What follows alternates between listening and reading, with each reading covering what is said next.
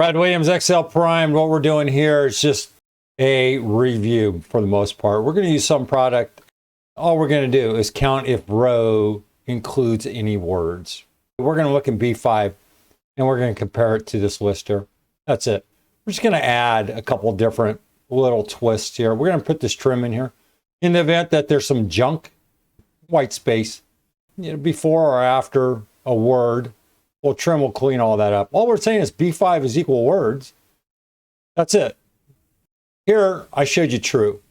But if I go over here, it's the exact same thing with the greater than 0 equals. Here, we hard-coded it. That's it.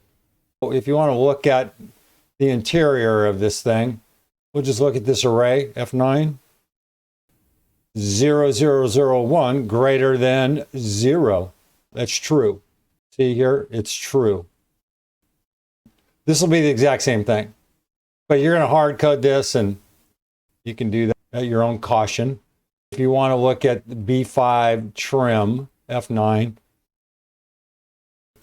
Now, if we go in here and we put a couple spaces, here, it would say false here because we don't have the trim in there. But here, notice F9,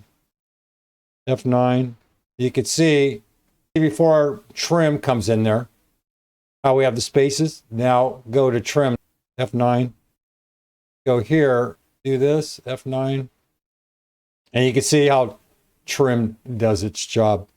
Your option, you can play around with this over here, read it if you need it. Here, the anatomy. Brad Williams, XL Prime.